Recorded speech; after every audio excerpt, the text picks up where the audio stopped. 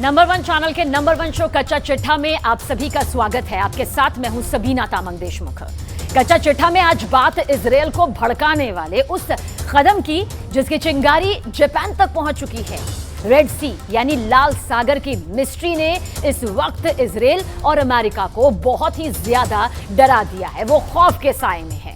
10 minute के एक commando operation ने अब वर्ल्ड वॉर का बड़ा खतरा कुछ इस तरह से पैदा कर दिया।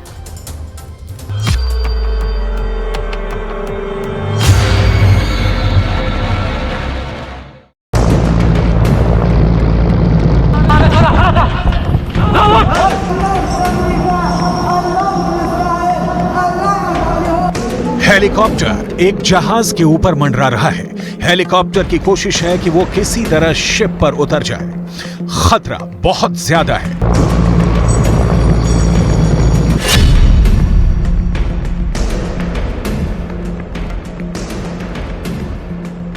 हेलीकॉप्टर के पिछले रैंप वाले दरवाजों पर 2 झंडे लगे।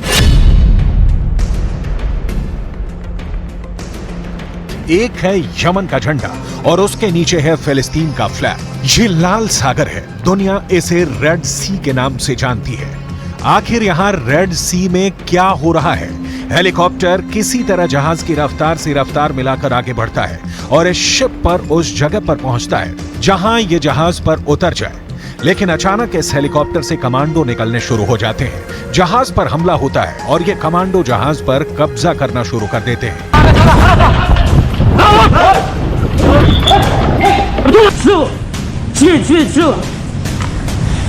AK-47 और बाकी हथियारों से लैस ये कमांडो जहाज पर आगे बढ़ते हैं। हेलीकॉप्टर फौरन जहाज से उड़ जाता है। क्या हो रहा है किसी को नहीं मालूम।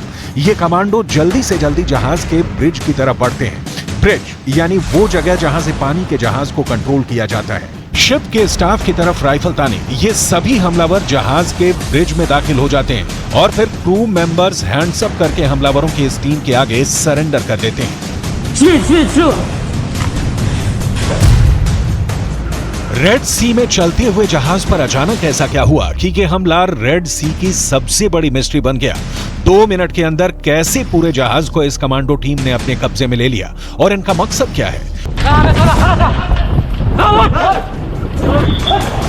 शिप के ब्रिज पर कंट्रोल करने के बाद इन हमलावरों का कब्जा बाकी जहाज पर होने लगता है और फिर लगते हैं वो नारे जो यमन के हूती विद्रोही अमेरिका और इजरायल के खिलाफ लगाते हैं।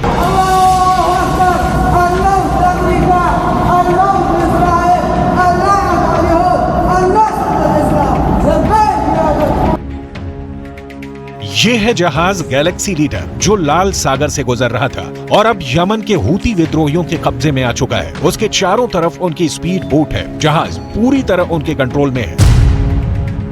यमन में बैठे हूती विद्रोहियों की सरकार का दावा है कि उसने इजरायल के जहाज को टारगेट किया है और ये गाजा में बमबारी का बदला है और ऐसे हमले होते रहेंगे।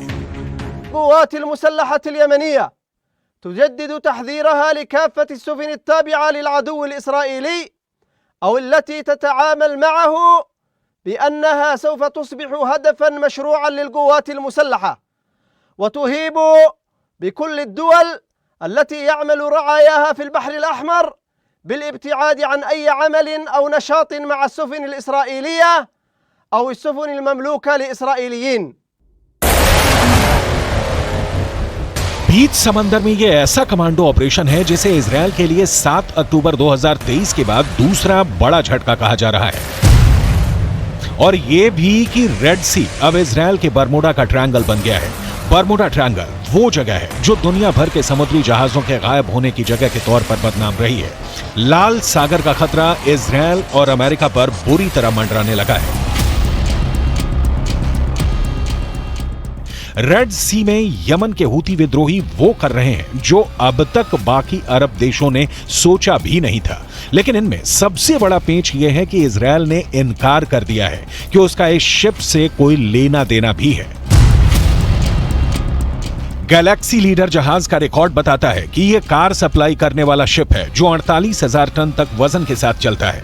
इस जहाज के मालिकों को रे कार कैरियर्स नाम की कंपनी से जोड़ा गया है। बताया जा रहा है कि ये कंपनी इजरायल के कारोबारी अब्राहम रामी ओंगर ने बनाई थी। इसलिए हूती विद्रोहियों को लगा कि ये जहाज इजरायल का है, लेकिन जहाज के मालिक एक ब्रिटिश कंपनी है और अभी इसका संचालन जापान की एक कंपनी करती है।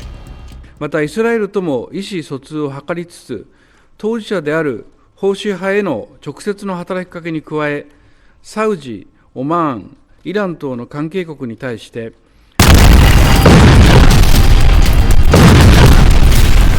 इसका मतलब साफ है, इजरायल और फिलिस्तीन के बीच चल रहे युद्ध में अब सिर्फ अमेरिका, ईरान और अरब देश ही नहीं बल्कि यूरोप से लेकर जापान तक फंस सकते हैं।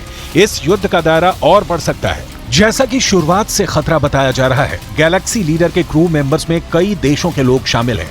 इसमें बुल्गारिया से लेकर फिलीपींस, मैक्सिको और यूक्रेन के कर्मचारी भी हैं और इस वक्त ये सभी हूती विद्रोहियों के कब्जे में हैं।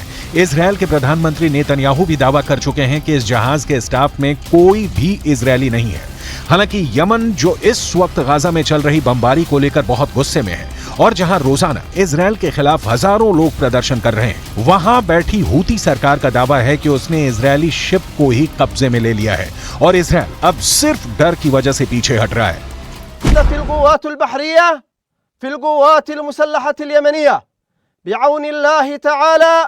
عملية عسكرية في البحر الأحمر كان من نتائجها الاستيلاء على سفينة إسرائيلية واجتيازها إلى الساحل اليمني. إن القوات المسلحة اليمنية تتعامل مع طاقم السفينة وفقا لتعاليم وقيم ديننا الإسلامي. शिप को लेकर हूती विद्रोहियों के दावे गलत हो सकते हैं, लेकिन यह मिसाइल अटैक साबित करता है कि यमन अब इजरायल के खिलाफ एक तीसरा मोर्चा खोल चुका है। यमन से फायर की जा रही मिसाइल और ड्रोन दक्षिणी इजरायल को टारगेट कर रहे हैं। सवाल है, क्या अब यमन होगा इजरायल का अगला टारगेट? क्या इजरायल अब यमन में भी गाजा जैसा ऑपरेशन चलाएगा और हमास के बाद यमन के हूती विद्रोहियों पर इजरायल की सेना टूट पड़ेगी? कुल मिलाकर इस वक्त रेड सी की मिस्ट्री इजरायल और अमेरिका के लिए बरमूडा ट्रायंगल वाला खतरा बन चुकी है।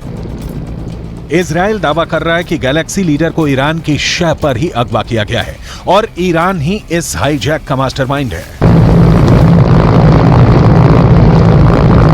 تامزنی‌ها باطل و ناشی از شرایط بغرنجی است که رژیم صهیونیستی با آن دست به گریبان रेड सी की मिस्ट्री के पीछे मास्टरमाइंड कोई भी हो, इसका सबसे खतरनाक मकसद बाइडन और नेतन्याहू को साफ साफ नजर आ रहा है। बाइडन को लाल सागर में तूफान नजर आ रहा है तो नेतन्याहू को लग रहा है कि उन्हें गाजा और लेबनान के बाद तीसरे युद्ध में फंसाने की साजिश शुरू हो गई है। रेड सी की मिस्ट्री अब गाजा में चल रही बमबारी का बहुत बड़ा बदला कही जा रही है। इजरायल और अमेरिका को बड़ी चुनौती 4 एच से मिल रही है। ये चारों एच इजरायल और अमेरिका के लिए बहुत बड़ा खतरा बन चुके हैं। इन चारों एच को ईरान का पूरा समर्थन है। एच से हमास, जिसने गाजा में ग्राउंड ऑपरेशन के दौरान इजरायल को कड़ी टक्कर दी है। एच से हिजबुल्लाह यानी लेबनान का मिलिशिया, जिसने इजरायल के उत्तरी ठिकानों पर हमले शुरू कर दिए हैं। एच से इराक का मिलिशिया हश्द अल शाबी, जिसने इराक और सीरिया में अमेरिका के अड्डों पर हमले किए हैं। एच से हूथी यानी यमन का विद्रोही गुट, जिसने लाल सागर पर गुजरने वाले हर इजरायली शिप को टारगेट पर रख लिया है।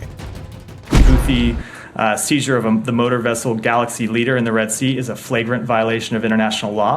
We demand the immediate release of the ship and its crew, and we will consult with our allies and UN partners as appropriate on next steps. इस वक्त लेबनान और इजरायल के border पर ऐसा युद्ध चल रहा है कि गाजा में हो रहे हमले छोटे लगेंगे। देखिए हिजबुल्लाह ने कैसे बुरकान मिसाइल से इजरायल के अड्डे पर बहुत करीब से हमला किया। पहले मिसाइल फायर और कुछ दूरी पर इजरायल के अड्डे पर ये जाकर बिल्कुल सटीक जगह पर गिरती है। ये इजरायल के कब्जे वाले इलाके में उसकी सेना के अड्डे की हालत है। जहां मिसाइल गिरी उस जगह की हालत देखिए, लग रहा है कि इजरायल का पूरा मिलिट्री अड्डा तबाह हो गया है। तस्वीरें साफ साफ बता रही हैं कि यहां कैसे बर्बादी हुई है। हिजबुल्लाह ने अपनी छोटी दूरी की बुरकान मिसाइल से बहुत बड़ा नुकसान किया है। हिजबुल्लाह ने अपने सबसे खतरनाक स्नाइपर फोर्स उतार दी है। हिजबुल्लाह ने अपने एंटी टैंक दस्तों को इजरायल की पोस्ट पर लगातार हमलों का ऑर्डर जारी किया है। इजरायल के कई शहर टारगेट पर हैं। गाजा में बमबारी के खिलाफ हिजबुल्लाह और हूती दोनों ने अपना हथियार गोदाम खोल दिया है। यमन अब इजरायल के समुद्री जहाजों को भी टारगेट कर रहा है। लेकिन ऐसे हमलों और गाजा पर बमबारी जारी रखने के बीच नेतन्याहू ने अपना वॉर ट्रायंगल तैयार किया है।